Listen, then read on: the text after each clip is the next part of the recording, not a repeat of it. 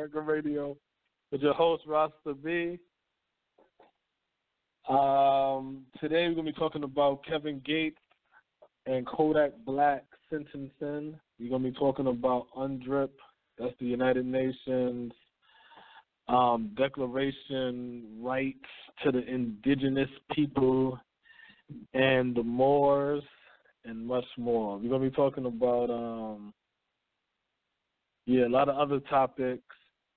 But today's question, I think the question of tonight is going to be, are you prepared? Are you preparing yourself for the new America that's being created now? Guest calling number, 646-716-4654. What do I mean by that? What do I mean by the new America being created? Like I said, change don't happen with you. It always affects the children. And all of the things that's happening right now is going to affect our kids. So the question is, are you doing what you're supposed to be doing to prepare your kids, or are you sending them out there into the world and they about to get their head chopped off? We're going to go deep so I can explain all of that. I'm also going to be reading from White Trash again, with the title Andrew Jackson, Cracker Country. And I will be reading from White Violence from Reconstruction to Montgomery. I'm going to read from those two books because Andrew Jackson is a name that came out of Donald Trump's mouth, where he said, wow, they're calling me, they're saying that I'm the new Andrew Jackson. If you didn't pick up on that and you didn't understand what that meant, and you don't understand what Andrew Jackson's legacy is, then you're not understanding what's really being said. I'm going to break that down later on in the show. But before I do anything, I'm going to bring in my co-host, Smoke. Smoke, are you there? Yo, what's good with you?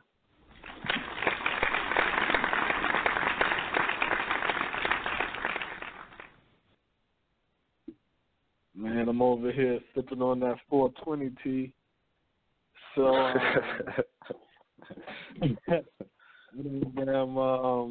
forgot that mute. To take that mute off again. I'm over here just rapping. Yeah, I know. Once I heard them claps and shit again, I'm like, how the hell did that? Oh, shit. I must be muted again.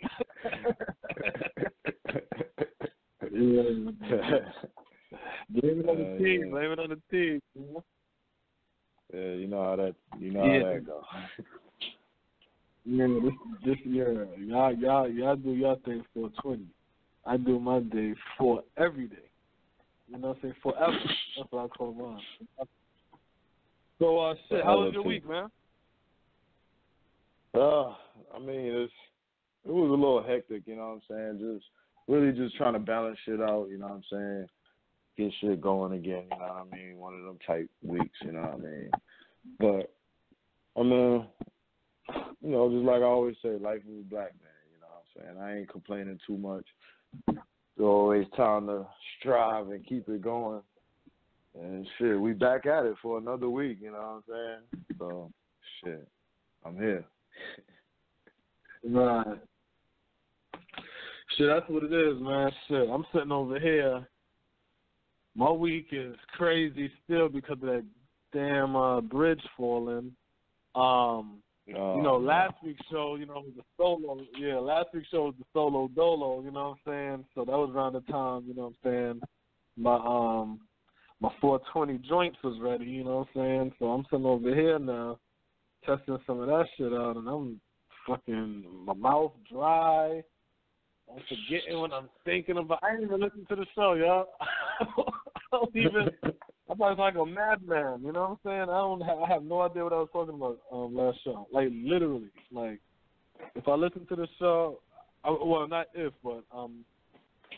to listen to it before I post it. But when I listen to it, oh, man, it's going to be like me listening to myself for the first time because I have no idea what I was talking about. That shit, I'm like, as far as I know, I just sound like a madman on a wild, racist rant. Like, these goddamn crackers need to be stopped.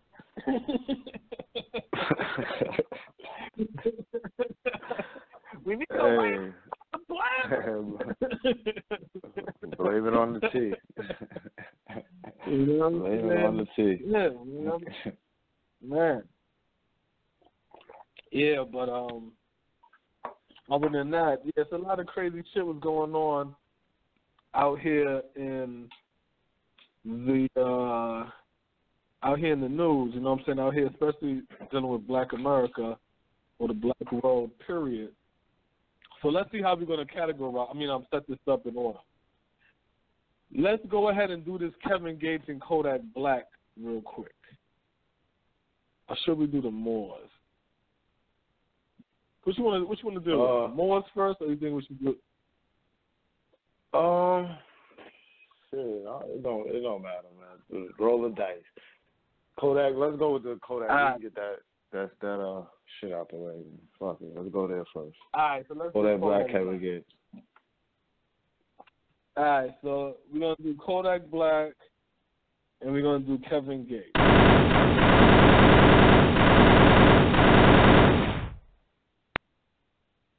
For the real niggas, you know what I'm saying? Because this the gangster topic right now. This is what I gotta say about that.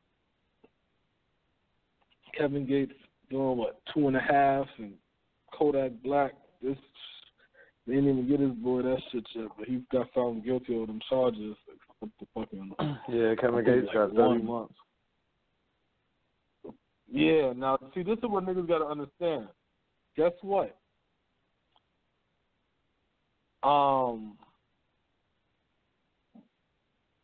That Coonan shit is dead.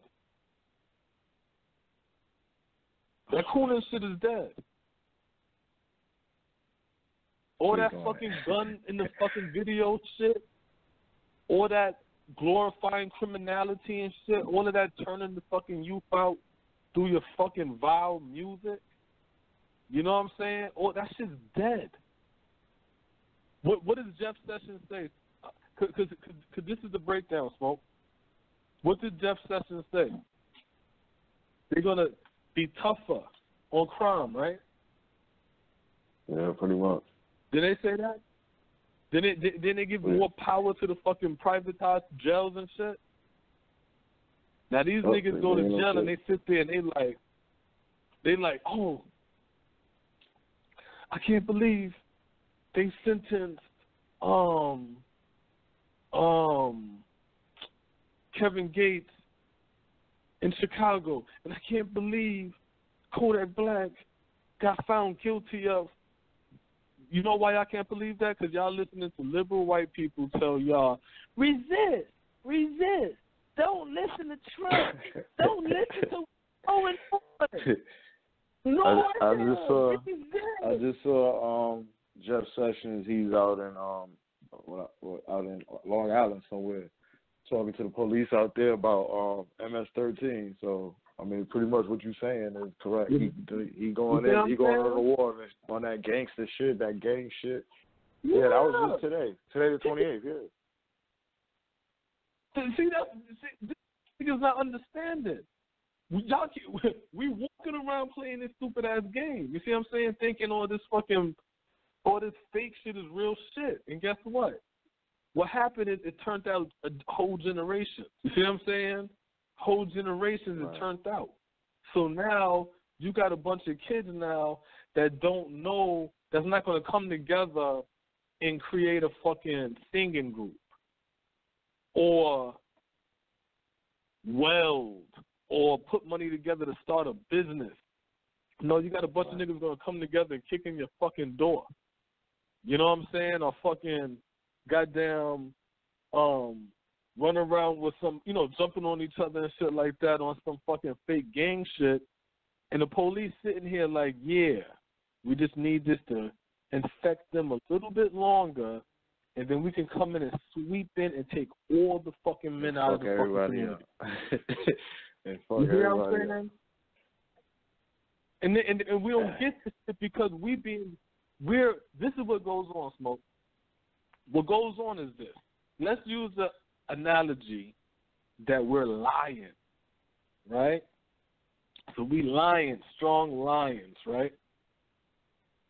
The liberal is the lion performer, right? Or the tamer, maybe the one that be like, do the trick, the performer. Yeah, I right? forget what you call them, ringmaster or whatever.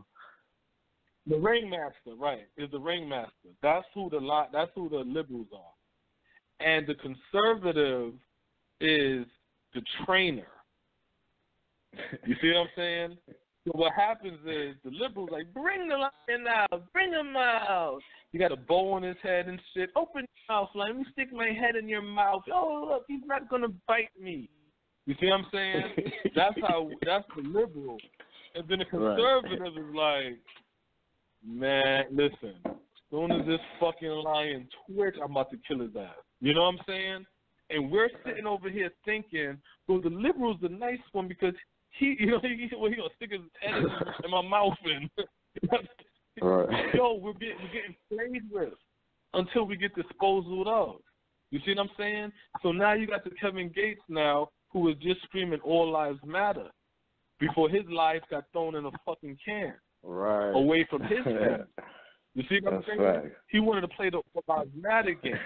And then Kodak Black, the fucked up thing about Kodak Black is young. So what happened is 9 out of 10, he grew up under this ignorance and coonery and fucking minstrel show called rap. You know what I'm saying? And then it's like, you grow up thinking, yo, if I act like this and I move like this and I be like this, then I can obtain, I can get the same outcome as these guys. That's why I don't like. That's why I don't like Plies. You can make that come up. That's why I don't like Plies. Yeah, don't sit there and rap and do that bullshit bit. Oh, I don't know how to talk. But then when you talking in real life, you speaking like you fucking college educated. But then when you rapping, you want to do that coonery shit. You know what I'm saying? And that's all that shit is. That whole, all of that super, what that stupid shit is. These comments. All they saying is they drunk, they junkies, they kicking in door, they glorifying killing each other and shit like that. And all the police say is, yeah, keep it up. All y'all doing is giving us the reason to fucking take all of y'all black little boys out of y'all neighborhood. They already promoting the fucking black woman as leading. Yeah, yo, the pussy-sucking ass feminists already got the black woman looking away from the black man before this Jeff Sessions fucking raid happened. You see what I'm saying? And then, like I said, Chicago, forget about it. These silly niggas in Chicago think there's going to be police on the corner. I'm like, what are you talking about? No, these are sweet, my nigga. Yeah, that's the vibe that's being put out of there, like almost like, something you would see in a movie, or like, like concentration camps and motherfucking, like some old Jewish Holocaust shit or some shit, you know what I mean? Like, they're going to just be out there. Nah, it's you commit your crime, we build cases on you, and then we come sweep y'all out.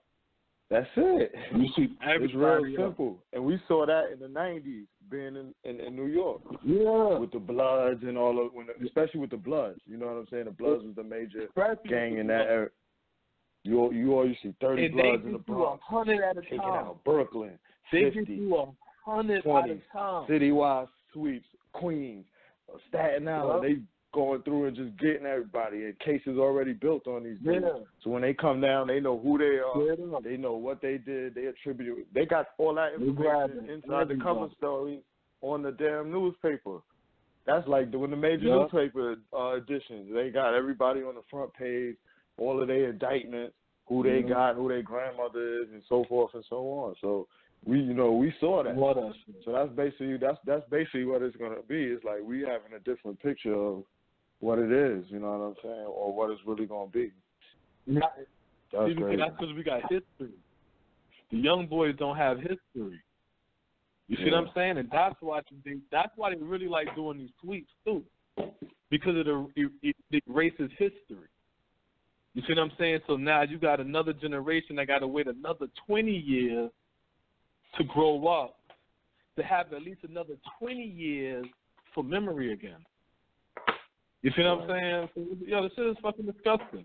And then, but like I said, the good part about this shit is maybe that should have just wake niggas up and let, yo, that coonery, all this fuckery, all this fucking lean and all this shit, maybe this weak-ass generation, they have to go through this shit so they could just die the fuck off.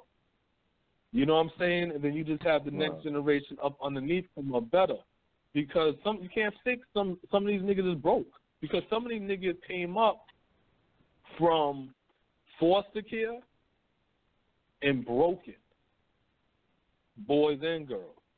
You see what I'm saying? Some of them came up from all of that. You know what I'm saying? So it's like they was lost in the source anyway. You know what I'm saying? So you got to get the next generation underneath the baby babies, and be like, listen, just like I was telling my son today, because I'm going through my training with him. He's 4. So what happened was he was in the park, so he had hit a girl in her mouth. So his mother told him, you know, say sorry. So he said no. So when I hear it, I'm like, yo, you don't hit no girl. So he like, why? So I was like, because you're a boy. So he said, well, what makes me a boy? So I'm like, you know what? After you take your bath, come downstairs so we could talk. Because that let me know, okay, I got to give you the rules of who you are. You see what I'm saying? It's time for you to know this number because you're 4, and you just seeing, because the way the way it is set up in the house is me, his younger brother who's 2, and him who's 4, and then it's his mother. So all we do is fight and play video games that's violent and, you know, do roughhouse boy shit. You know what I'm saying? So now when he go out in the street, he thinking that's what he's supposed to do with anybody. And I'm like, no. So I got to show him, no, this is what you do with boys. You know what I'm saying? If you're going to fight boys. You don't fight girls. You see what I'm saying? And so I'm going to have to, you know, I'm keeping that as the lesson as he's growing up now to make sure he understand that. You know what I'm saying? But this is what we got to do with the baby.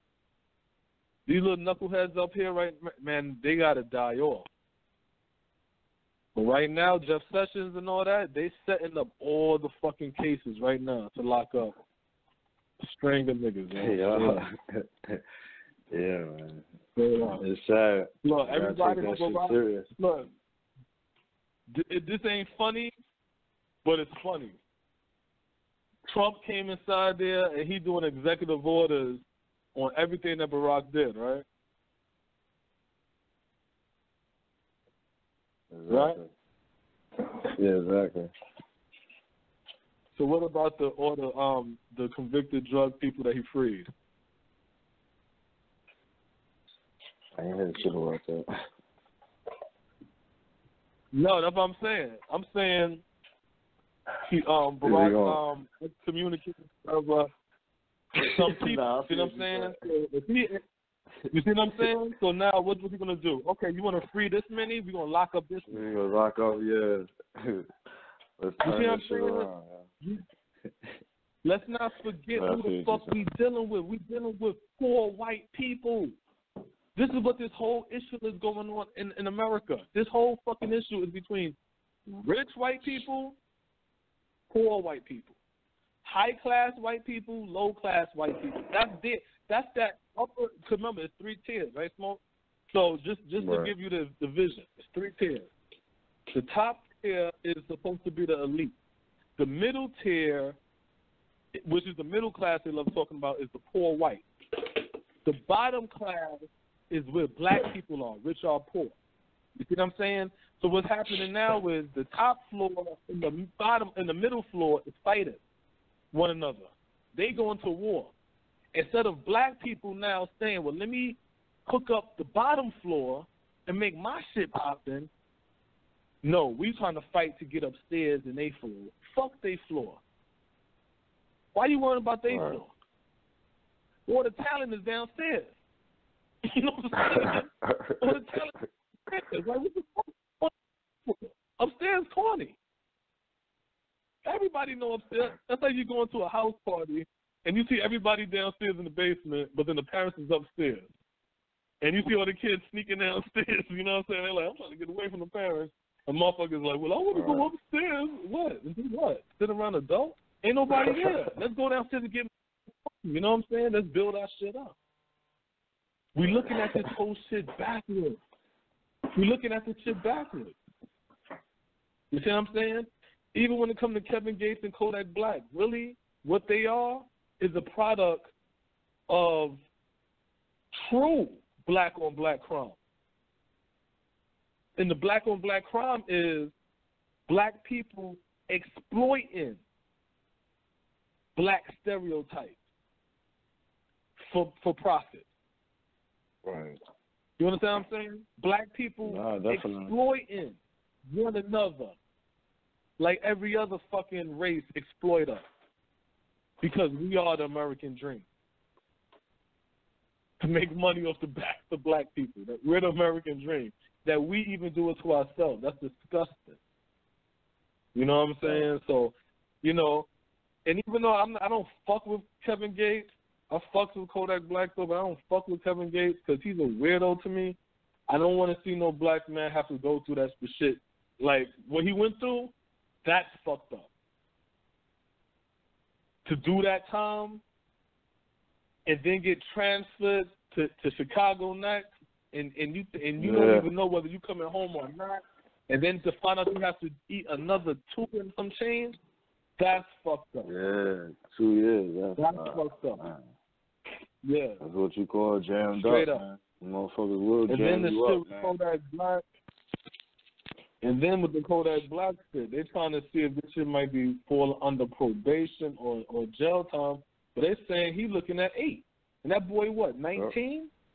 And it's like, come on, man, for what? Stupid shit. Oh, he didn't check into the probation officer when he went to a fucking Adrian Broner boxing shit. The fight. But I'm gonna tell you, just like I said, the fucked up shit is the black-on-black crime that we do to ourselves. Why the fuck his handlers? Why the fuck his team? You see what I'm saying? Because he ain't running around here by himself. You see what I'm saying? This boy 19. Yeah. They want to get paid. They getting paid. It don't matter. And that's what's fucked up. You know what I'm saying? My ignorance. Yeah, that's fucked up. And this is what we're dealing with when it comes to black people. We so fucking desperate to get money, and it's not like we get desperate to get money so we could buy property or buy buildings and turn into factories so we could create shit. No, we want to get money so we could trick on a woman, so we could buy clothes and look flashy, so we could do stupid shit. And I'm like, right. So you can kill everybody and about to do the rest of your time in your life in jail so you can wear some Jordan for a fucking couple of hours? Like, this shit is fucking amazing to me. But a lot of this shit is stole through our music, it's stole through our movies, through the television. Every fucking image that we have of us, man or black woman, black man or black woman, is negative. Yo, you mentioned Jordan, so man, we talking pop culture, so I gotta mention this shit I saw the other day. They got some new shit now. People buy Jordans. You go to eBay, Phone Pods, any of these sneakers that are rare or, expensive or whatever. Go to eBay, you buy it. Right. You pay your $200, $300, whatever the sneakers is, whatever. They got some new shit now that the sneaker companies is doing. Them motherfuckers is leasing sneakers. So they'll have some shit like the Jordan whatever for like $2,500, and you could pay like $200 a month for whatever, you know what I'm saying, a year or whatever, and you pay for them shit. So parents, watch out for kids, which is the sneakers they got on and shit like that, because they might be leasing them shit. And we all know with like how they do with credit and shit. They just grabbing you and, you know, lure you in and shit. Next thing you know, you owe a bill. But how about this, though? How about parents, instead of you giving your child fucking Jordan and all these expensive-ass fucking clothes, why don't you goddamn give your child something that's more valuable, which is called fiscal responsibility, fiscal knowledge. Let them understand money. You see what I'm saying? Because all that being fly shit is corny. And this is the reason why the being fly shit is corny. You ain't got no fucking character, my nigga. There's nothing else to say. You don't got no character. Because this is what happens. You got niggas sit there, okay, I got my Jordans. No, this is what it is. Okay. I ain't shit. I really don't even think I'm attractive. I don't have knowledge of self. I don't know nothing about me. I don't know what I want to do in the world. I do something to get some bread now. So now I got expensive shoes on, looking good, you know, pants on, expensive shirts and all kind of shit, hats or whatever, money. Now I can stand up a little stronger because I got a little bit of bread now, so it builds my self-esteem up now. You see what I'm saying? It's really gassing you up because you don't got nothing inside. So now you feel good. Now you're walking around and shit, but it's like all the attention you getting is superficial. It's not real. You see what I'm saying? Yeah. So at the end of the day, you really moving like a broad. You know what I'm saying? With her fake weave and her eyelashes and fake ass and fake titty. You really moving like a broad. You know what I'm saying? Because it's like none of that's real. Because as soon as the money go away, then everything shrinks again. You know what I'm saying? You don't got that pep in your step. You're not standing strong no more. You're looking down. You know what I'm saying? And it's like, I'd rather my child walk around looking good with just clothes on. You see what I'm saying? But my child has strong confidence within themselves, where you don't even realize what they have on because of the confidence. Yeah, I mean, clothes is really, it's just something that we added value to. You know what I'm saying? Like a certain label, you know, name brand or, you know, whatever. It's just something we added value to. So, I mean, I get it. You know what I'm saying? I understand where this versus that.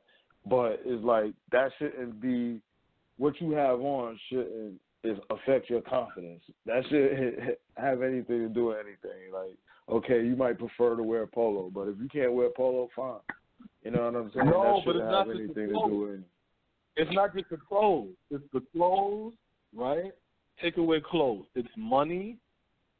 Take away money. It's cars. You see what I'm saying? It's whatever where once you need it to build your it could be alcohol. You know what I'm saying? Just like I feel you just start drinking or whatever. Yeah, it's like that enhancement now. You see what I'm saying? And now you feel good. It's a gun. You know what I'm saying? You walk around with no gun. You humble as a motherfucker. You got a gun now. You walking around with your chest out. What, nigga? And it's like, come on, that's stated. Yeah, but it's not real. Basically, it's like you trying to add value, add something that really ain't there. You know what I'm saying? Like, but what I'm saying is, let's stay in the real. Let's stay in the real, because when you stay in the real, then what you say to yourself is, you know what? I don't feel confident walking around in this community without some type of weapon, but I ain't really no killer, and I don't get stopped by police or nothing. So you know what you're going to do? I'm going to learn how to box. I'm going to learn karate or something. I'm going to learn how to fight. And somebody could sit there all day and be like, man, what fight you going to do if a nigga going to shoot you? How niggas going to shoot you if he don't think you know how to fight?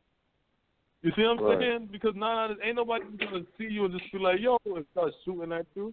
9 out of 10, somebody's going to run up on you and be like, okay, you got me, but guess what? I done had self-defense training where I know how to disarm somebody with a gun.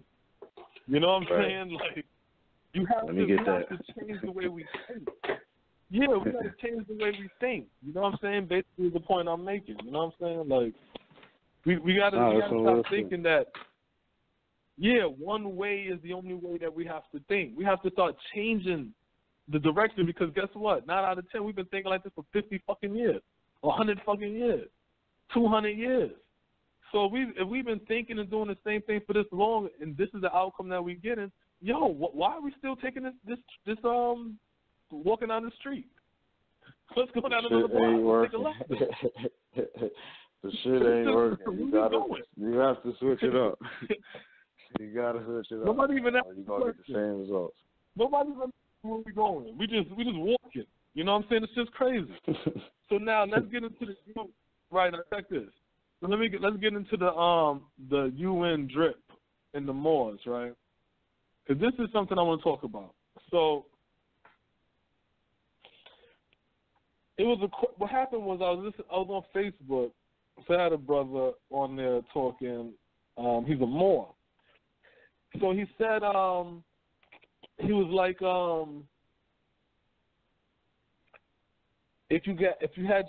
you can't get your sovereignty unless you're sovereign, and if we knew our the laws and the treaties that was done and things of this nature. So I'm like, when have the white man ever honored any laws or treaty? So the brother said, good question. And then he said, they're honoring the 1787 treaty, peace treaty. So I looked that up. I'm reading it. And I'm reading it's like 1 to 25.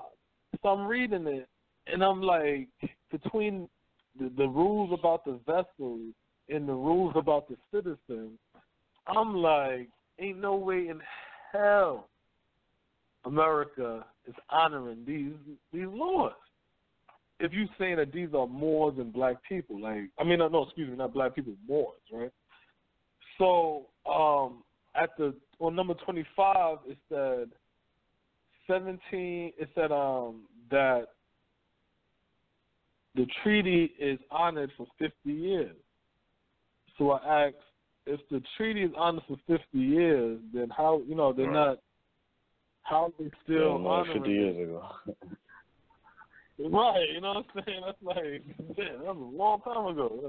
This is 1787, and we in 2017. So it's like 50 years. Come on. So then he said that it was renewed by Obama, and it's called the DRIP. It's called the Declaration Rights of Indigenous People. So UNDRIP, because it's the United Nations Declaration of the Rights of Indigenous People. So what happened was, when I'm reading it, seeing it on Facebook, I noticed that the brother kept saying that our nationality is, drumroll please, indigenous. And I thought that was funny because, a couple of years ago, everybody kept screaming your nationality is Moorish. So I was just wondering, you know what I'm saying? Like, it just, things like that just makes me, to chuckle, you know what I'm saying? Makes me chuckle a little. So I'm looking it up, you know what I'm saying? So I see where the indigenous comes from because of this Declaration right? So they get into that shit. So what happened is they say a majority of 144 states in favor and 4 voted against the United Nations Declaration of Rights of Indigenous People. The 4 that voted against it was Australia, Canada, New Zealand, and United States. And then they had 11 abstentions.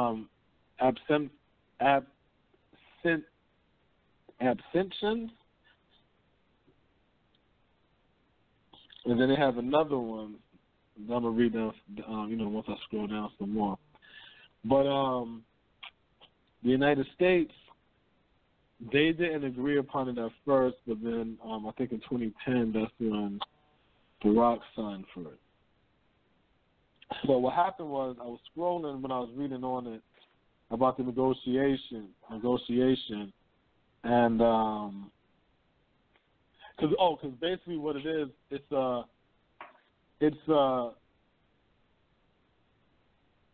like a contract or whatnot, or a declaration that's saying that the rights of indigenous people, like they have the rights to their culture, identity, language, employment, health, education, and other issues. And they have the right to, they shit or whatever. And the Moors is trying to say that that applies to them. And it's just funny to me because I'm like, if you're reading it, it don't say Moors nowhere in there. You know what I'm saying? So I get now why the brother said your nationality is indigenous. You know what I'm saying? I get that now. You see what I'm saying? But it's no shot because I understand what's being done and I respect that. You see what I'm saying? But what I'm trying to explain to black people is when you keep playing their game, they're always going to change the game, and you're always going to have to end up changing your position because you're following them. You see what I'm saying? Instead of you just saying, I'm not playing your fucking game. I'm indigenous. I don't need no fucking protection from your laws and all that bullshit because guess what's going to protect me? My economy. Right. You see what I'm saying? That's what we're not understanding. If you can't feed yourself and take care of yourself, you're always going to have to get protection from the government. Always going to have to get protection. So if you always have to get protection, that means the first time you got the protection, it ain't work. The second time, it ain't work either. The third time, it ain't work either. So them protections don't mean shit. And inside the protection, the declaration, it says it. I'm going to find it where it says it in it, but there's a part in there where it basically says, this is like, let me see, maybe this is where it said. They said, while as a General Assembly declaration, it is not a legally binding instrument under international law. You heard me, Smoke? It's not a legally binding instrument. Declaration of the Rights of Indigenous People, okay? While as a General Assembly declaration, it is not a legally binding instrument under international law. According to the UN press release, it does, quote, unquote, represent the dynamic development of international legal norms, and it reflects the commitment of the UN's member states to move in certain directions. That's what it means, meaning it's nothing legally binding them to do shit. It's not a what contract. What they saying so is, if they break it, it's not a contract. Ain't no repercussions. this is what they saying. This is what they saying. Puppy, you got to look out for Biggie's children, you know what I'm saying, shit like that in his family or whatever, since he died. You know what I'm saying? So he's sitting over here like, yeah, I got that. So he looking out and shit. And then years later, as Biggie's daughter get older, she has to put him on blast and say, damn, how you having a Biggie thing and you ain't even giving us no tickets? And it's like, oh, yeah. I ain't forget about the declaration. I ain't forget about that declaration to help Biggie's family. I ain't forget about that. But I bet you if Biggie's daughter had a child, God forbid, died, and the child was older, and Puffy is still miraculously alive, you know what I'm saying, or whatever like that, how that play out, I bet you Puffy would be like, I ain't got nothing to do with you, little nigga. Fuck out of here. That was Biggie and his daughter. Yeah, fuck out of here. And Biggie mom said, look, and Biggie mom said too, shit, fuck out of here. You know what I'm saying? That's wild. So when I'm hearing them more talk about this, you know what I'm saying, they like great news, you know what I'm saying, the President Obama signed the DRIP. Nigga, did y'all read it? Did y'all read it? Or do y'all allow somebody else to read and interpret things for you? Look it up yourself. It says in there, it's not a legally binding instrument. But you already know, dealing with these crackers, if it ain't legally binding, they don't have to do it. It don't mean shit. All happening now, all they said was the whole declaration is based. You know what it is, Smoke?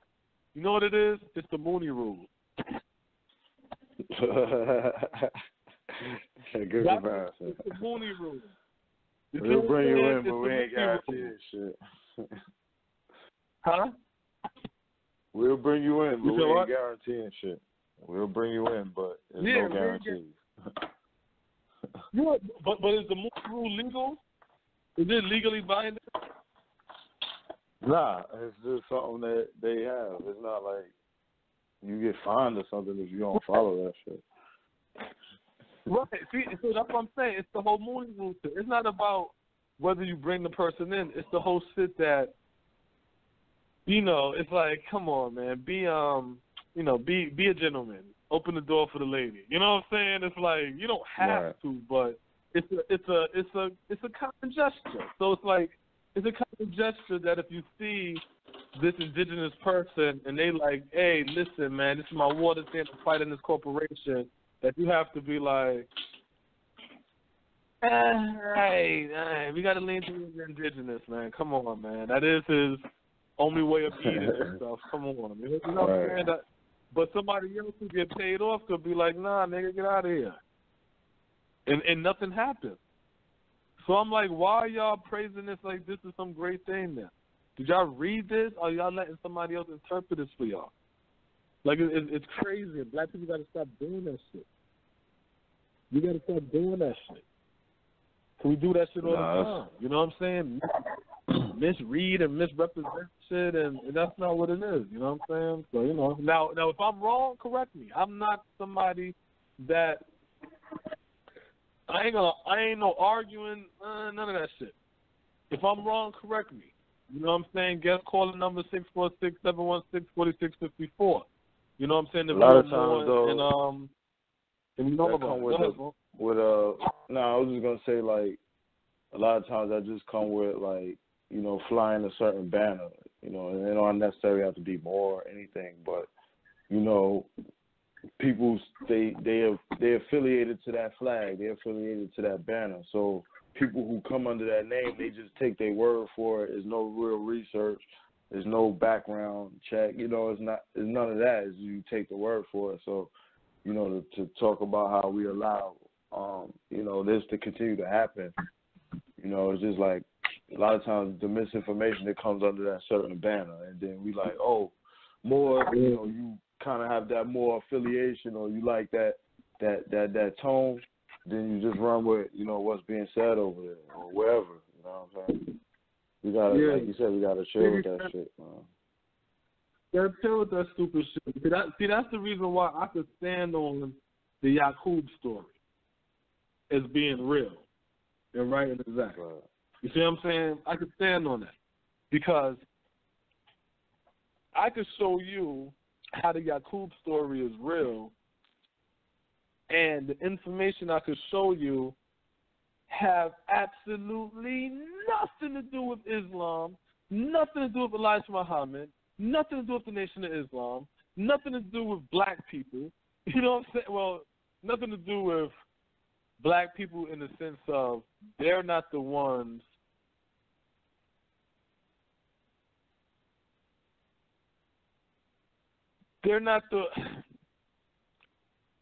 in one case, there might be a black person that produces it, but the other ones it's not.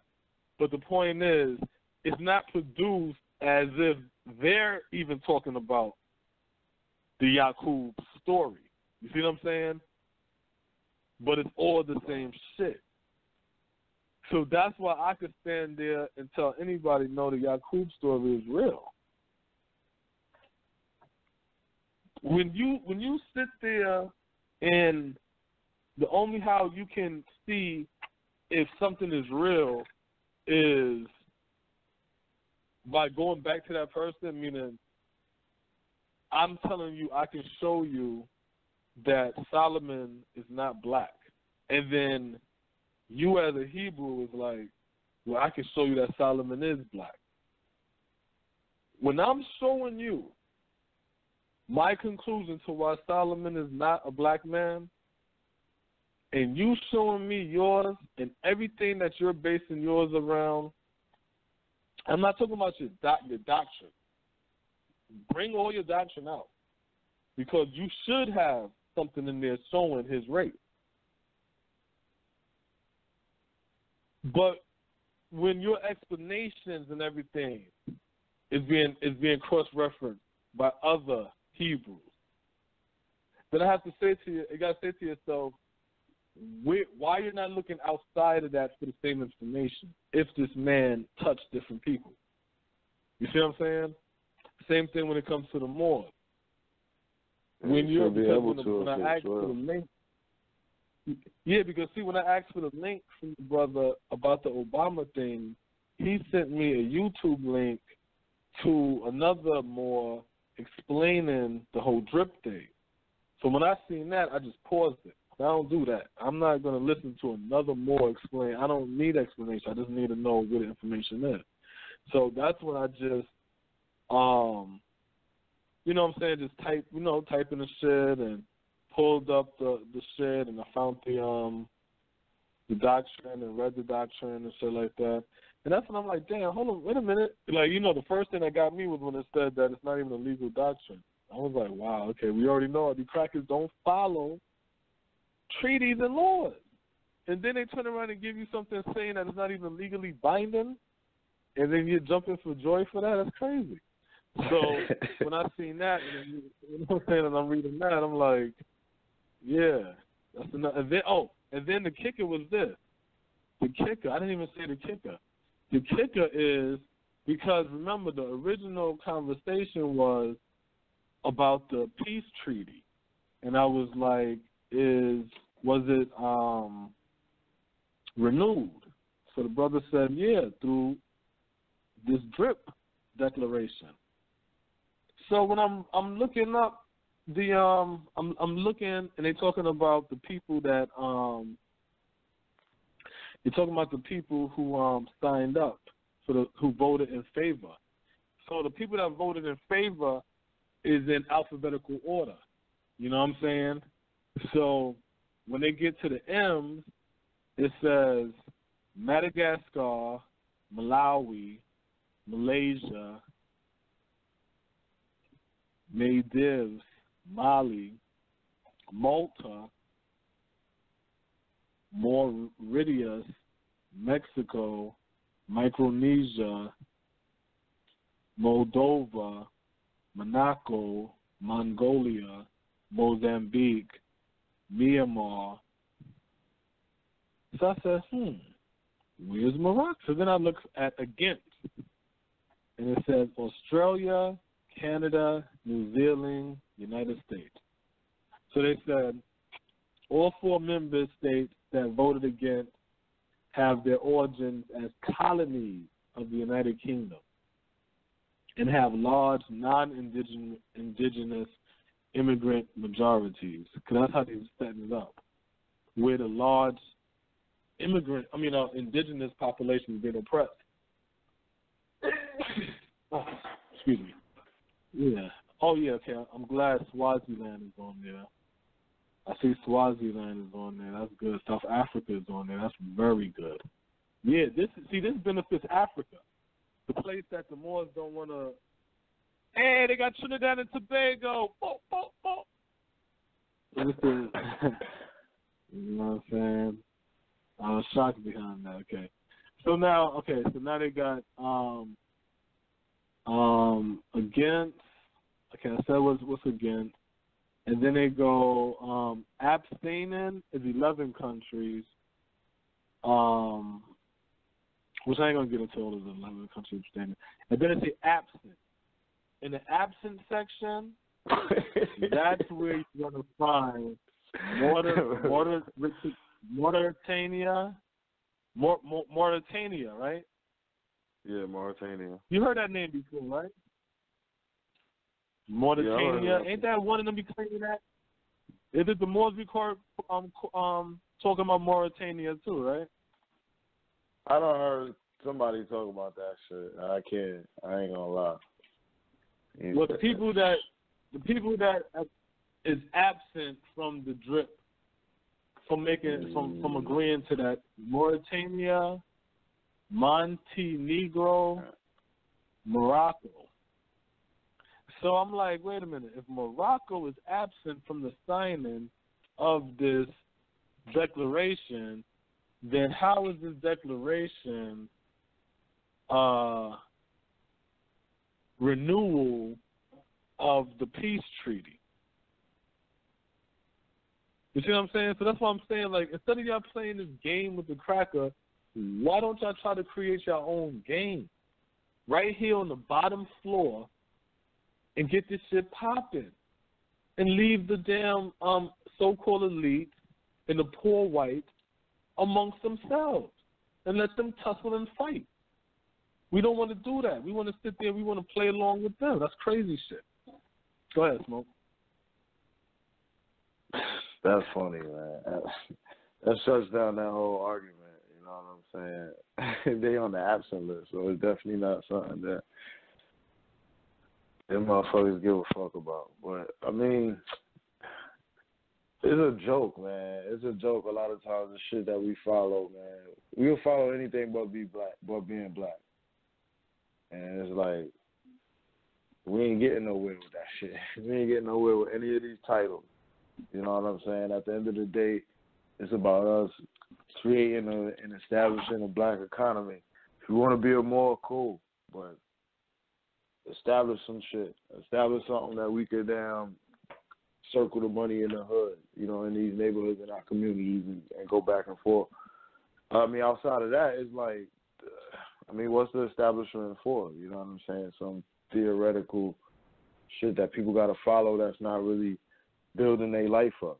You know what I'm saying? It ain't helping the next generation. It ain't helping them get out of debt. It ain't helping anything. So for me, it's like, oh, that shit is a joke. And so when you see things like this, it's like dude going hard for his, you know, for what he thought or his point of view or whatever, and then it's like, you know, simple research, you know, it debunks it. And it's just like, man, these are things that we be focused on, man. Something that don't even, it ain't even correct at that. But I mean, what is it? I don't know, man. We got to get off of that shit, man. All of these crazy ideologies is stupid. Nah, we think to be free is to play this game with these crackers, and that's not going to get us free. The only thing that's going to get us free is for us to turn on all of our attention into building and rebuilding us. That's the only thing that's going to do it. The only thing that's going to get us free is turning your attention away from the television. Cut that motherfucker off. Yeah, that's right. Stop putting your attention towards your children, towards your woman, towards your man. You see what I'm saying? Like, that's where you need to put your energy towards. Family. You know what I'm saying? Learn who you are as a person. You see what I'm saying? Learn who you are, black woman. Learn who you are, black man. You know what I'm saying? Figure out who your children are. Interact with them. Go to the park with them. You know what I'm saying? Make stick figures and be creative and things like that. Cut that TV off. Create your own imagery, your own reality. You see what I'm saying? Don't lose your child and then trying to fight to get them back. No. Keep them. Don't lose them. keep your eye on them. Make sure you monitoring them and they doing what they're supposed to be doing. But right now, this game is set up where we're being exploited by our own people. There's no other way. There's nothing else to say about it. You know what I'm saying? Keep this right here, Smoke. So it says 4 members of Congress explained their vision for the black community under a Trump presidency. So, all right, so he goes, James Baldwin, the world is before you, and you need not take it or leave it as it was. Wait, no, that ain't nothing. Yeah, I guess I can read that one. As it was when you came in. With that said, what's your vision for the black community under Trump? Rep more. These are from the 4 black Congress people. These are probably all from the black caucus. Gwendolyn Moore, Democrat of Wisconsin. Brenda Lawrence, Democrat, Michigan. Andre Carson, Democrat, Indiana. And Maxine Waters, Democrat, California. So they sat down with Teen Vogue to ask them what they want for the black community in an age of Trump. So Rep Moore, some sort of affirmation on the part of the president and the country that they need to make right to make some extraordinary efforts towards closing the gaps that are experienced in the black community, those deficits, to recognize that those deficits are not necessarily arbitrary, attributable to some flaws in the black community, but that they're structural, be it health disparities, be it income distribution, be it access to the ballot. They need to be a reconciliation process. It's not like I'm proposing some national guilt trip, but I'm proposing a national recognition. My vision for the black community is that we just want them to level the playing field for African Americans. Lawrence, my grandmother raised me that as an African American, that I would spend the majority of my life educating people in racism and prejudice weren't always based on and racism and prejudice weren't always based on hatred, but more on ignorance. And while that isn't fair, it's going to be a part of my role as a black woman in America. Maxine Waters. Oh, wait. She said, I too feel like ignorance. What do you say? Ignorance allied with power is the most fearless enemy justice. Waters. So you're breaking up.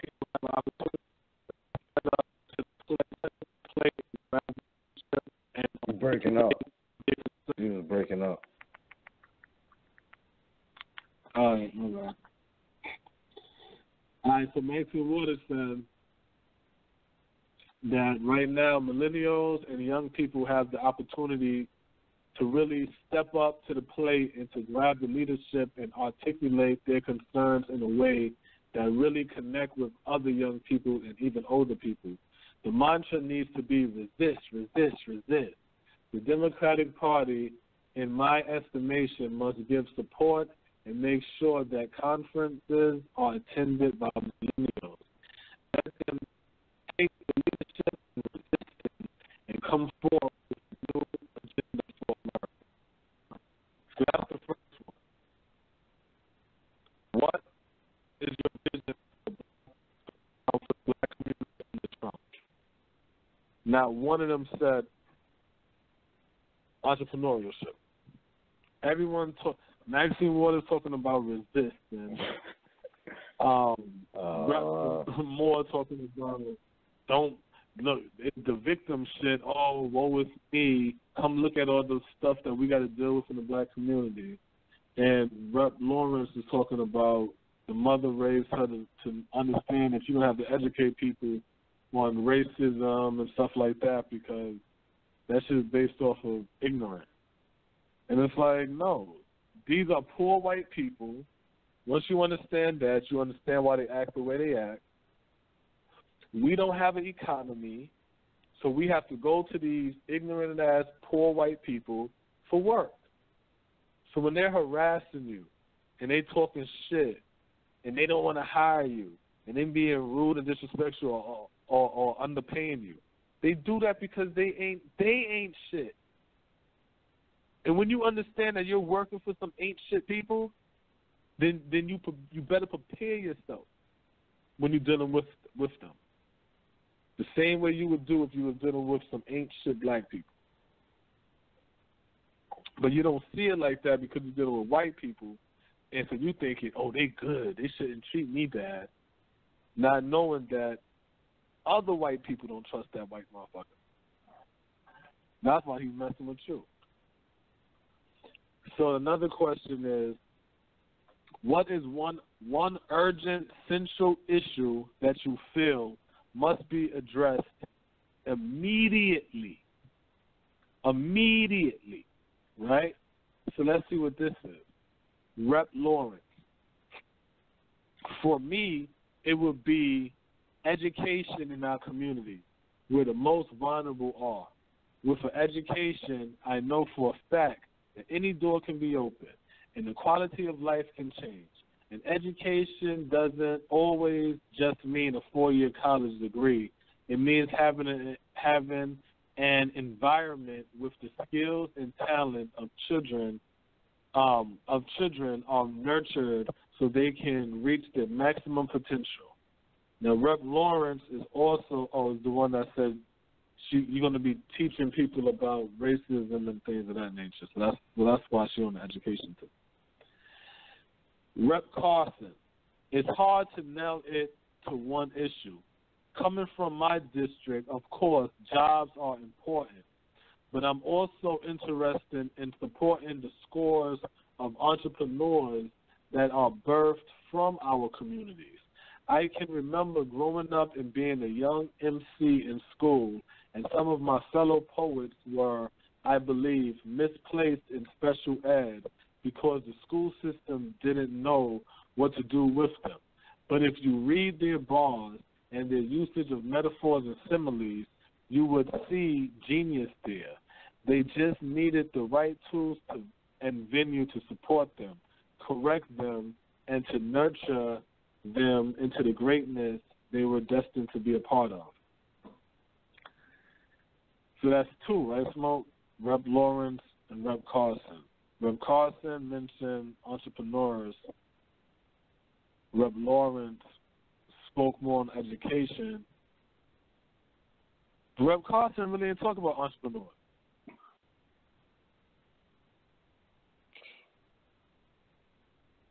You know what I'm saying, Smoke? He touched on it, but he didn't really talk about it. He said, it's hard to nail it to one issue. He said, coming from my district, of course, jobs are important, but I'm also interested in supporting the scores of entrepreneurs that are birthed from our community. So I'm thinking this is a promising answer, because that's a period after community. Then he goes, I can remember growing up and being a young MC in school, and some of my fellow poets were, I believe, misplaced. What the hell do any of this have to do with entrepreneurship? Metaphors and similes. And talk around it. They ain't really placing the importance of it. Huh?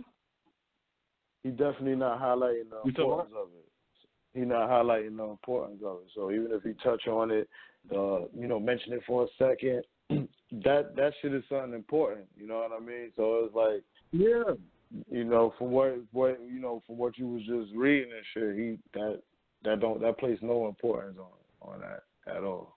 And let's remember the question. What is one urgent central issue that you feel must be addressed immediately?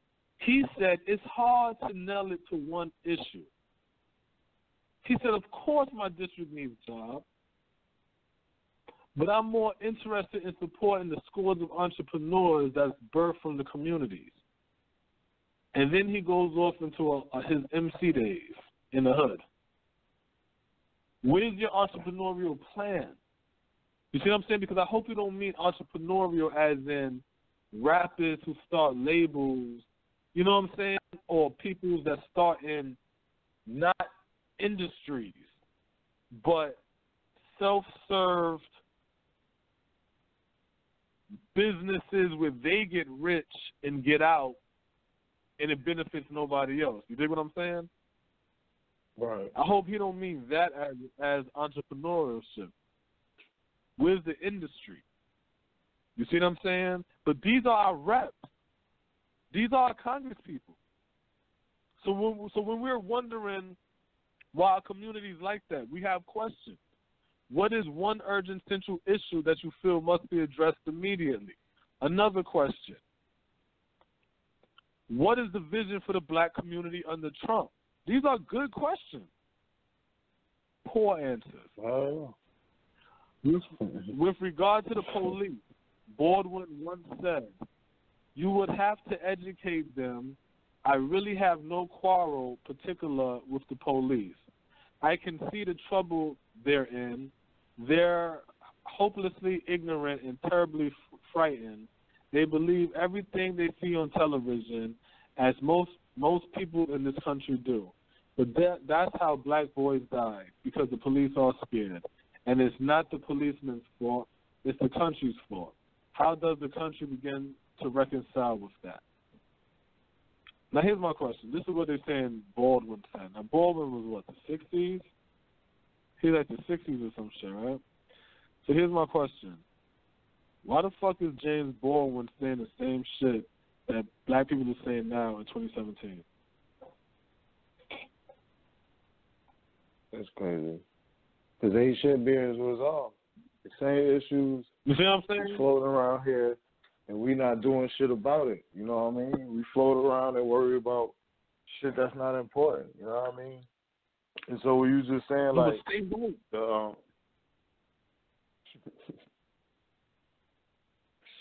now go ahead, folks. I'm just saying, stay woke, though. Stay woke. That's 1960. We're in 2017. Stay woke. And we saying the same shit that niggas is saying in 1960. Stay woke. Go ahead, Smoke. Because we, you know, when you say that shit, it's like, it's the image of it, man. We cool with the image, man. We cool with putting some shit on a T-shirt. Like, bro, I'm woke as fuck. And I'm gangster. Or I'm this and that. But we really not doing shit. It's like some old fake-ass shit that's talk. And we not taking anything serious. So it's like, to go back to the man who was talking about the entrepreneur shit, he's supposed to be highlighting that. But he tap danced around it in his whole statement. It's like we don't take anything serious. We just good for saying that, oh, the you know, this black congressman, he spoke about economics to us or whatever. Then you go and listen, you go read the transcription of his speech, and it's like, what are you talking about? Like, where did he say anything that's relative or place importance on what we need in the community?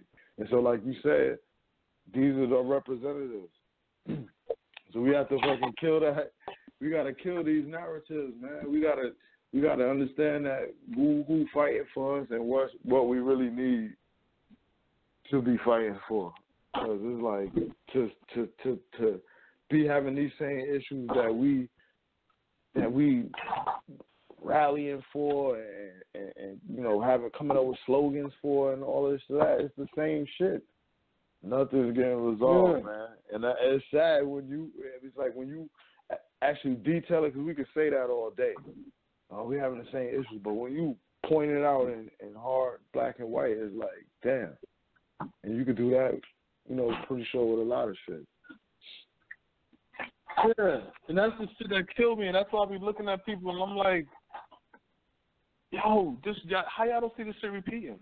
How y'all don't see this as the same thing? Look, oh, we about to go to war. Oh, North Korea. North Korea's doing Kim Jong-un or whatever the fuck the nigga name is. He ain't doing nothing no different than what Donald Trump doing. All he's doing is beating their chest and shit like that, saying, nobody fuck with me, I'm the big man on the block. That's it. That's what scared people do. That's it. You know what I'm saying? Ain't no war gonna happen. And instead of black people sitting over here worrying about building their shit up, what we doing? Oh, we ain't got to go to war. We ain't got to go to war. And it's like, God damn, you know what I'm saying? Like, and I said that, I'm glad Trump winning because that's gonna keep black people's eyes open. You know what I'm saying? And maybe that's gonna keep us fighting and keeping the movement on. But what I realized, man, these are some GMO niggas. That's all these are, man. These are some fucking, yeah, these ain't real black. Struggle. These ain't the black people that when you look at that black person, y'all have that connection that y'all don't even got to talk. You know what I'm saying? But y'all understand. That's right, brother. I understand. That's how it was in the early 90s. You know what I'm saying? Where I remember being a kid walking and shit, and you see a brother walking for dashiki. Oh, that was woke. When I was young, right. You know what I'm saying? You seen black people dressed like an everyday black person, and then you'll see a brother walking with his dashiki on, his African hat. You know what I'm saying? You went and got that specially made. Because my mother, she used to get the fabric and make me the pants and the shirt. And I had to go to my graduation like that. You know what I'm saying? But, you know what I'm saying? Shit. Yeah, you know what I'm saying? But I was embarrassed, you know what I'm saying? But no, I was, but I wasn't. Yeah, I was embarrassed because I was like, man, I ain't trying to wear this to go to school, but I wasn't because I was still like, well, fuck it, I gotta go. You know what I'm saying? So, I still went in there with my head held high and shit, like, fuck it. You know what I'm saying? You gotta wear that. But yeah, you know what I'm saying? That was woke when I was coming up under this pro-blackness. Right. You know what I'm saying? Not this hashtag shit. Not this, we're gonna boycott for a day and no. You don't boycott shit. You say to yourself, how can I make it? You're not going to boycott it. Make it. Figure the shit out. Make the shit. Boycott what? We don't have an economy. You can't boycott nothing.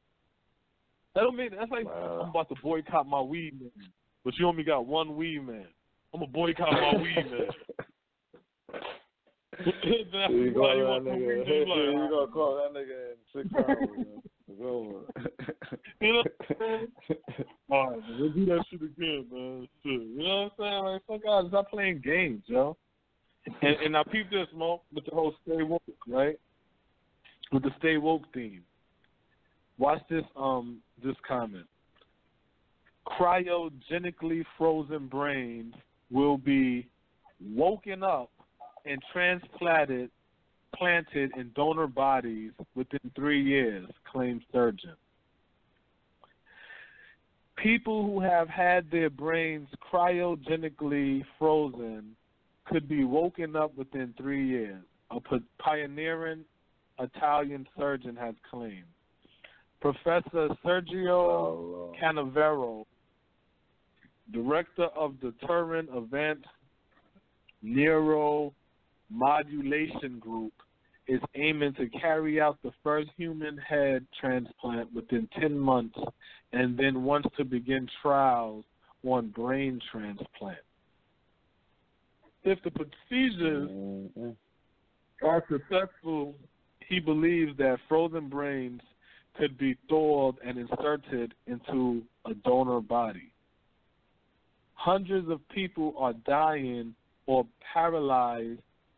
No, hundreds of people who are dying or paralyzed have had their bodies or brains cryogenically preserved in the hope that medical science will be able to bring them back to life and cure their condition. Although many experts are skeptical that huge organs like the brain can be thawed without damage, Professor Canavero said he believes the first frozen head could be soon resurrected. Speaking to the German magazine he said he planned to awaken patients frozen by the Alcor Life Extension Foundation, which is based in Arizona. We will try to bring the first of the company's patients back to life, not in 100 years. As soon as the first human head transplant is taking place, i.e., no later than 2018, we will be able to attempt to reawaken the first frozen head, said Professor Canavero. We are currently planning the world's first brain transplant, and I consider it realistic that we will be ready in 3 years at the latest.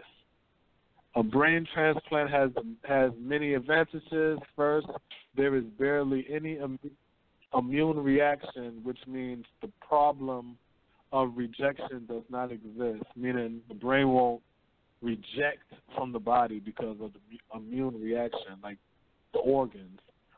The brain is in a matter of a neural organ. If you transplant a head with vessels, nerves, tendons, and muscles, rejection can pose a massive problem. This is not the case with the brain. However, Professor Canavero admitted that there could be physical and psychological problems which could come from putting a brain in an entirely different body. What may be problematic is that no aspect of your original external body remains the same. Your head is no longer there. Your brain is transplanted into an entirely different skull. It creates a new situation that will certainly not be easy. However, British scientists are skeptical about whether frozen organs as complex as the brain could ever be fully restored. When the High Court last year ruled that teenage girl could be cryogenically preserved, experts said the chance of revival was infinitely seminal. Yeah, then it goes on and on and on and on and on. But yeah, how about that? How about that, Smoke? Want some want some get out shit? Yeah, that's crazy, man. Yeah. These motherfuckers do not stop trying to push the boundary. No, but I said it. It's not even a boundary they're trying to put. You got to remember, they know that their race is dying off. That's why they're so upset. You see what I'm saying? That's why that's their obsession. We got to understand these traits. When you listen to reggae music and or the dance hall and shit, you'll hear them talking about wave your hand if you're wearing deodorant, kick up your foot if your foot clean. So that means there's a hygiene issue. You see what I'm saying? Right. There's a hygiene issue that's in this community. You see what I'm saying? When you in Chicago and everybody's talking that drill, that means there's gun violence in this community. You know what I'm saying? When you listening to the down south shit and everything is drugs and lean, and that means these are junkies in this community. You see what I'm saying? So it's like all you got to do is listen to what the people saying. When the West Coast was doing all their gangbang and shit and twisting fingers and all kind of shit like that, that lets you know what there's a gang culture. That's what is on their mind is that gangster shit. Is gang banging and shit like that. You see what I'm saying? So when you listen to white people and watch the way they move, their obsession is trying to preserve their race because they're dying off. That negative birth rate is a motherfucker. Nah, that negative birth rate is a motherfucker. Yeah. That's crazy. That's why they got induced fertilization. They put in brains. Yo, this is crazy.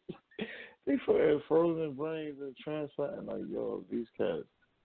Yeah, they trying it all, man. Yeah. This is the shit that they do. You know what I'm saying? So it's like, we got to understand this shit because these are the people that we want to follow. Yeah, because they just found they did the shit with a lamb they just had a lamb that was, from like I guess the eggs, sperm meeting to all the way a full baby lamb that grew inside of some type of shit that they got. You know what I mean? And so that was the first one that they got to go all the way through to it being an actual baby lamb at the birth. You know what I'm saying? So yeah, that's crazy. These cats they trying it all, man. Yeah, but the science behind the lamb. The science behind the lamb. That's what they used to fuck with the lamb. They used to say the lamb vagina was just like a woman. So when they start getting into shit like, so when they start talking about things like that, like a lamb's vagina is just like a real woman's vagina, then they, same thing what they say about monkeys and all kind of stuff like that. They do that because then they say, okay, these are the people that we can, do our tests to see how it affects us. You see what I'm saying? Right. Because you gotta say so. Like we know. I'm not gonna say we know who we are because there are lost black people out there, but the black people who have a grip of who they are, put down some of them black books, and start picking up the books about their history, and study your enemy, Study your enemy. Learn their history, their true history. Find out where they came from, so you can understand why they act the way they act and why they think the way they think. So you know how to respond to them. So we can stop with that inferiority shit because these people, when you know who they are, you ain't gonna want to fuck with them. You ain't gonna want to fuck with them. You know what I'm saying? Our leadership, and that's what I'm saying, they're not powerful. That's the next thing I got to say. They're not powerful. They have no power over you, black people. White people have zero power over you. The proof that white people have zero power over you, they have to pass laws to subjugate you. They have to use intimidation and violence to keep you down. That's how you know they don't have no power over you. Because if they had power over you, they wouldn't have to do that. So once you understand that, then you got to say to yourself, what am I doing with my power? You see what I'm saying? Are you wasting it? Spending it. Are you misusing it? Are you mishandling it? That's how you have to think to yourself. What am I doing with my power? Spending that motherfucker. Because the people that's holding us down is black people. That's who's holding us down. And when I say black people, I'm not talking about me, you, and us. No. I'm talking about them funky-ass politicians and them funky-ass so-called black elite. That's who's holding us down. That's the ones that's locking us in the fucking door, in the room, and telling us, oh, these white people out here, they scary. Y'all stay in here. We fighting them, trust us. And closing the door and shit while they drinking fucking wine with these niggas. That's our enemies right now. That's crazy. Because even reading that shit, Smoke, I'm reading this shit, they not talking about nothing that's going to help black people. That's not white people. That's black people talking like that.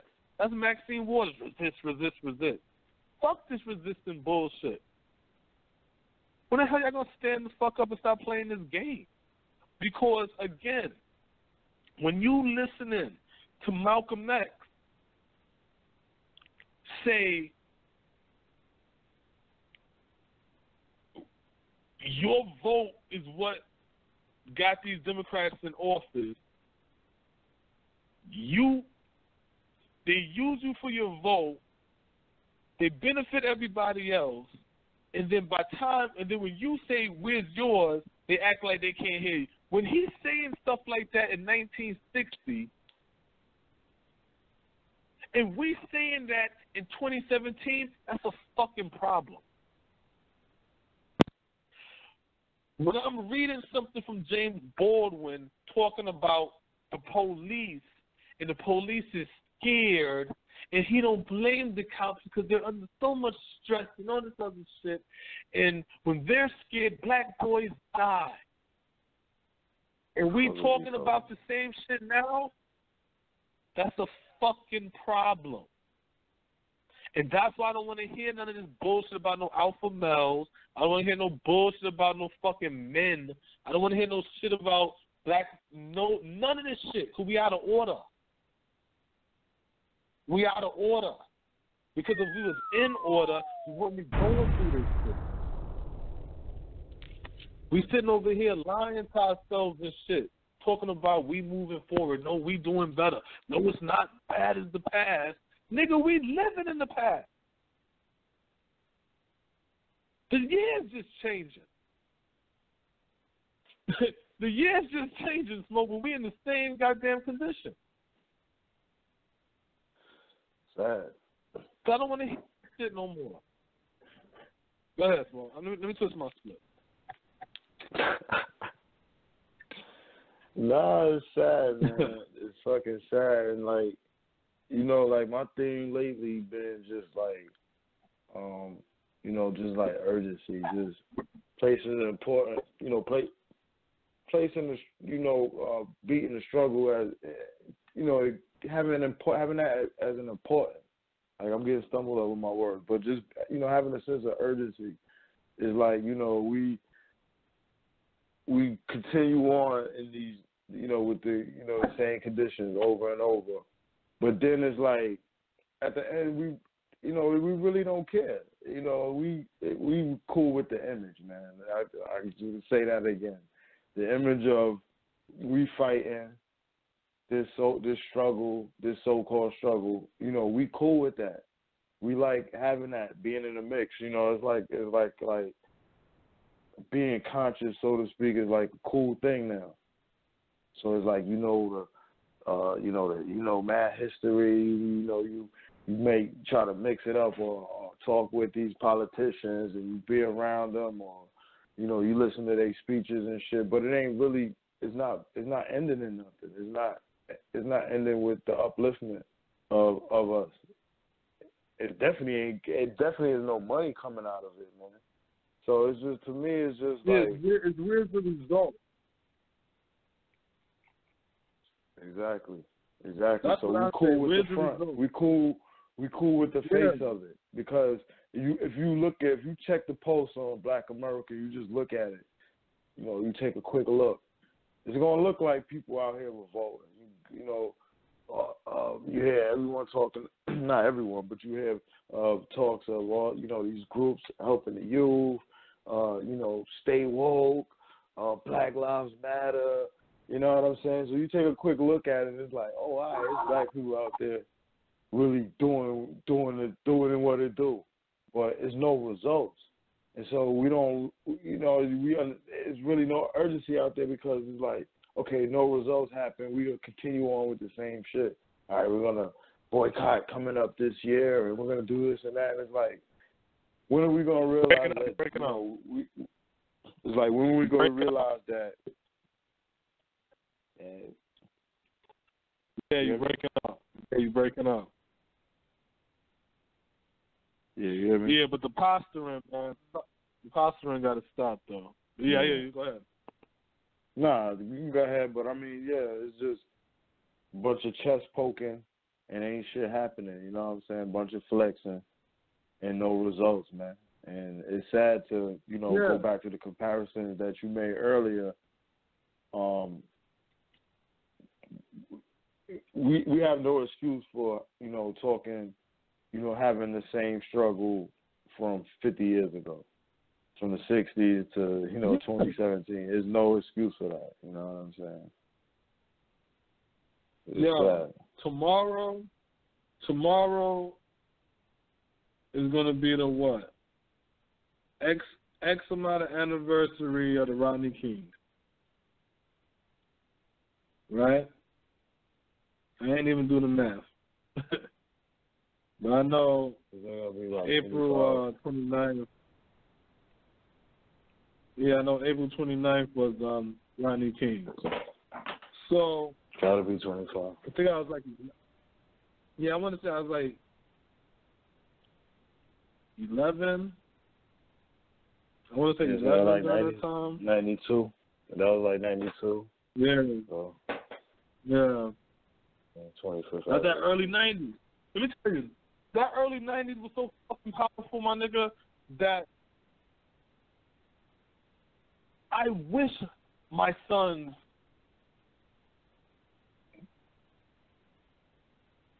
could witness that type of black solidarity. Wow. You know what I'm saying? Like, I remember being a kid because we was all in the pro-black circle. You know what I'm saying? So it was like, I remember all of that. You know what I'm saying? And I remember that black men coming together and black men pulling bread together and black men trying to start businesses and things like that and black men running off his money and acting stupid and we all like, damn, brother, you know, I seen it all fall apart too. But the point is, the point is. You doing, man? Yeah, I got to keep it real, you know what I'm saying? I done seen all of that too. We all put our money together, and after a while that nigga gone, and you like, yo, where the fuck brother such and such at? And brother such and such gone without fucking money. So yeah, that was that reality too. But the whole point is, I don't see that. I don't see brothers coming together trying to build nothing. You see what I'm saying? I don't even think we understand, and when I say we, I'm not talking about a certain age range, because a certain age range of us is going to understand that, but you got to understand that this ain't our world. This ain't our world. We had our era. This the era, this the youth era.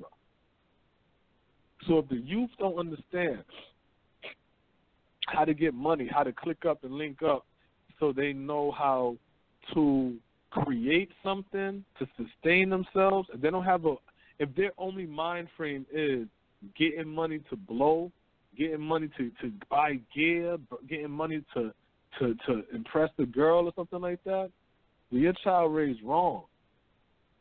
Straight up. Your child raised wrong. Now, if you got a child that's sitting over here and they know how to save money and they understand money and stuff like that, then you're doing a good job. But your child shouldn't have some type of financial understanding of how this game goes. If you're raising a consumer, you raising a child that's going to be in jail. Because all consumers do is consume. And when they ain't got nothing when they don't got the money to consume, they're going to rob, steal, and kill for it. Just so they can consume. You know what I'm saying? That's it. That's all consumers do. They have no other talent but to consume. Like, this shit is crazy. You know what I'm saying? So the question of the night is, are you preparing yourself for the new America? So the reason why I was saying the new America is because I always try to say that nothing happens dealing with us. You see what I'm saying? The changes that Reagan implemented, Nixon and Reagan implemented, or Reagan and Bush implemented, them things affected my generation, not my mother. You know what I'm saying? My mother was still out there doing what she was doing because they don't care about the adult. You're going to be dead soon. You're not a threat no more. When we get a certain age, it's our job to declassify true history, the history that you live, the history that you walk, not nothing in no book. You're supposed to declassify this history and pass it on to the ones under you. So when they get older and they sitting there and they can understand the game, they're not sitting around deaf, blind, and dumb thinking that police brutality is new. Black girls and black boys missing is new. You see what I'm saying? We're not sitting around thinking this shit is new. We know this is some old shit. We know this is something that never stopped. We just keep forgetting about it. And then something happens that makes us, reminds us about it, and then we're alert to it, and then all of a sudden everybody want to have programs for it. And it's like, but when have this not happened? It's always happened. So if it always happened, why now? Why now are y'all deciding to make it a big deal? And then why now are y'all not making it a big deal? You see what I'm saying? Why are we these people don't like us. These black elites, they don't like us. The black elites treat black people like white elites treat white trash. That's why the black elites don't talk about the poor.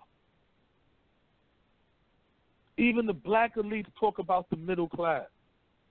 Middle class, yeah. Ain't that some shit? Now we already established that the middle class is code word for fucking poor white. So why are black people advocating for the middle class and not speaking for the poor?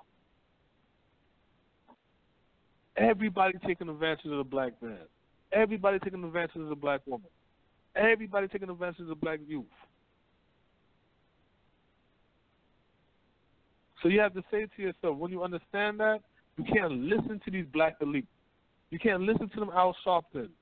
You can't listen to them Jesse Jackson. You can't listen to Maxine Waters. You can't listen to none of these old people. Because if they was doing what they're supposed to do, we wouldn't be in this position.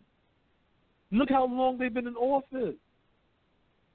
How you got these black people been sitting in fucking Congress for 50 years, and your district been fucked up for 50 years?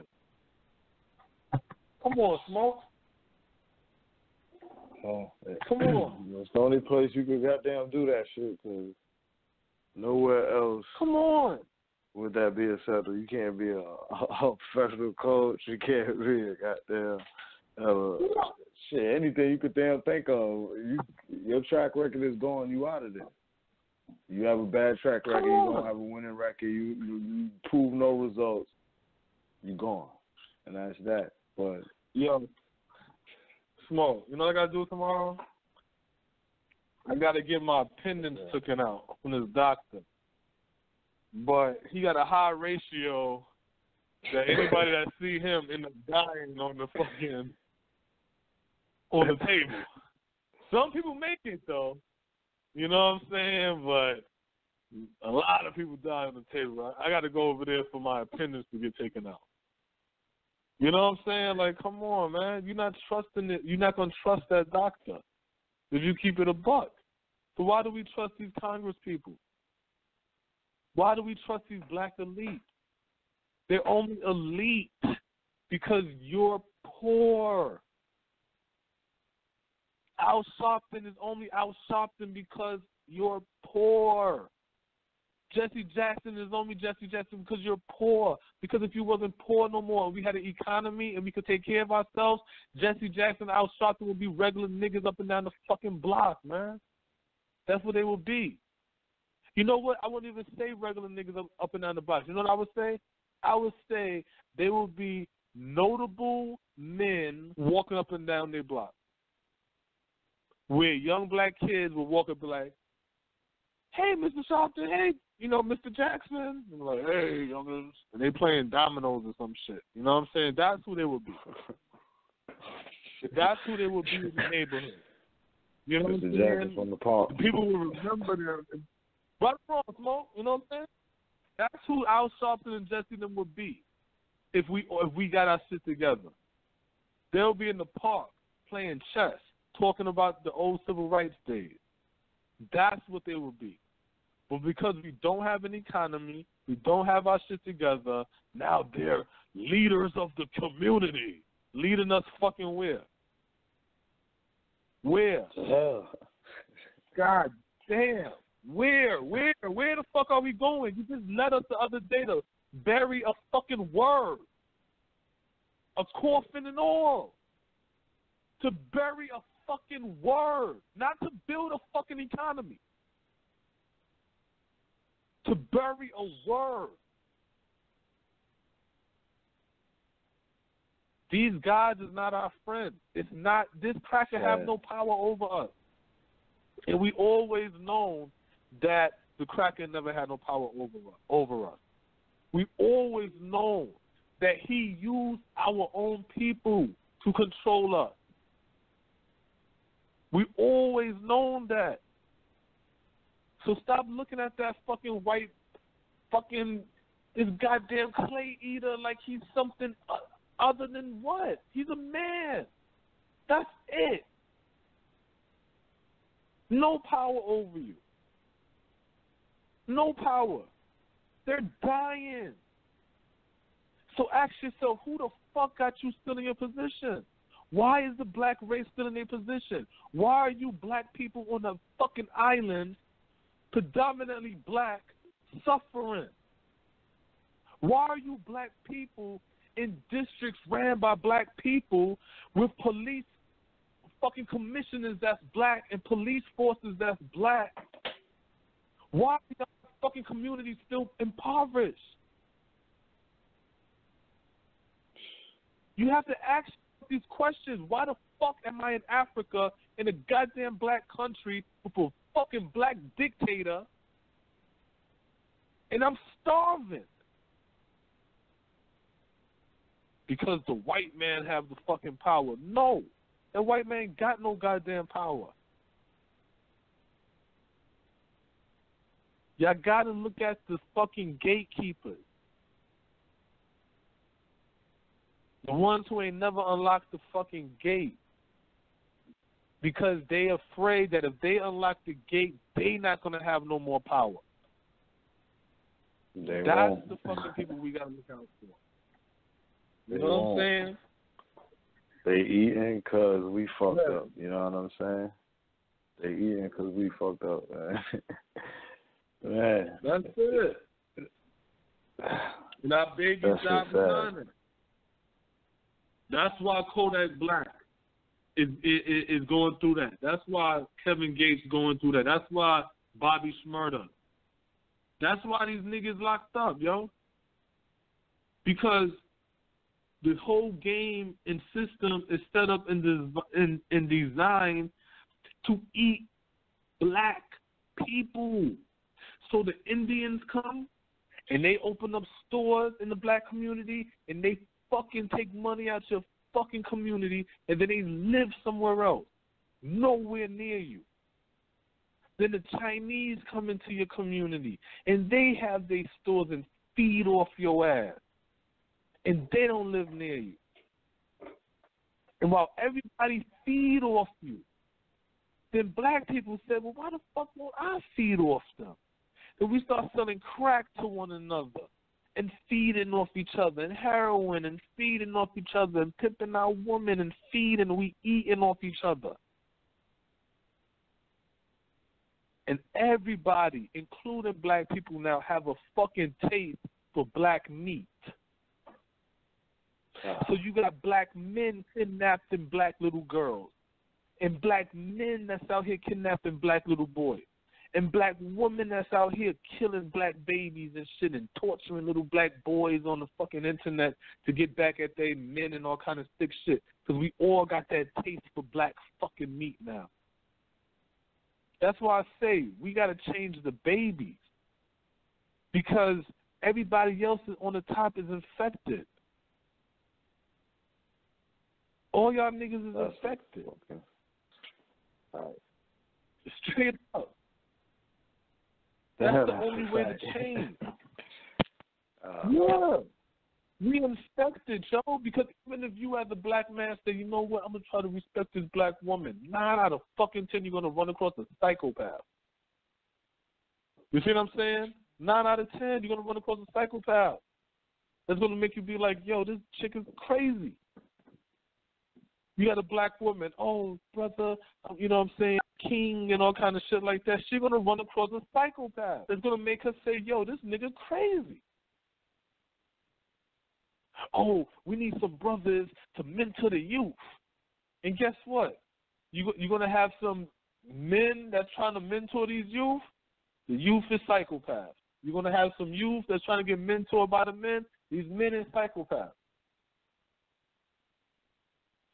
You see what I'm saying? This whole shit is just fucking crazy.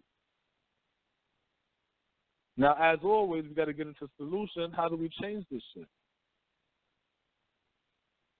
Me personally, I say awareness. We are aware of the bullshit. It's been going on, hundreds of fucking years. The second part, what I say is now, if you are in a family setting, teach that shit to your youth, to the babies, and let them understand what it really is. Don't sugarcoat shit.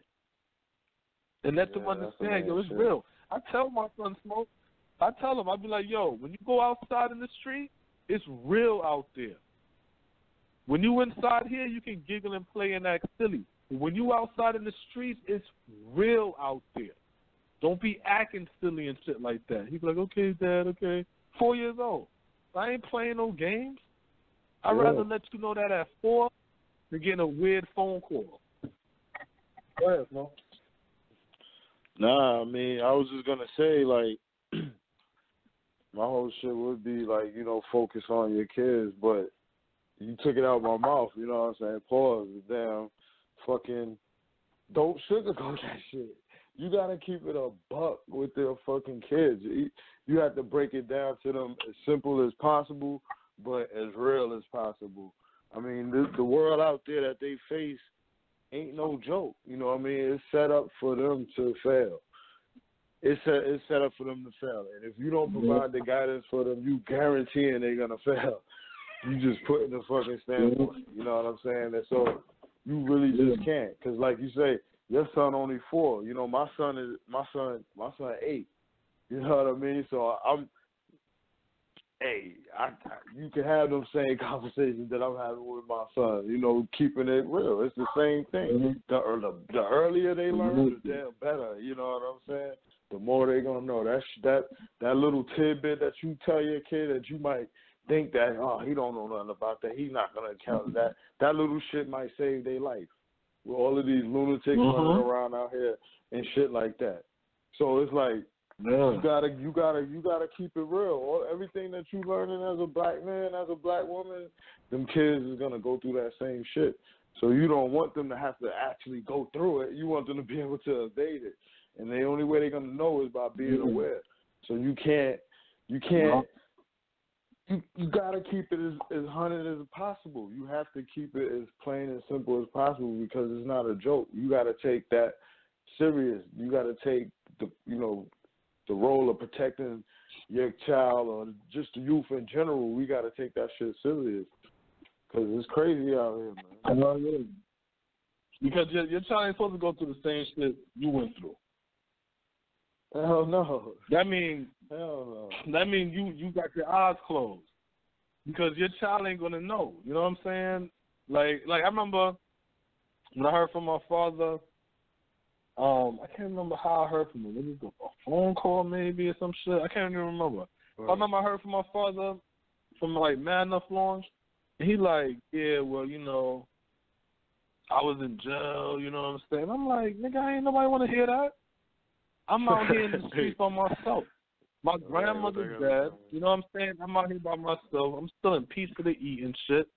I don't nobody want to hear no shit about you in jail. You know what I'm saying? So it's like, no, that's some stupid shit. You know what I'm saying? Because at the end of the day, nobody want to hear that.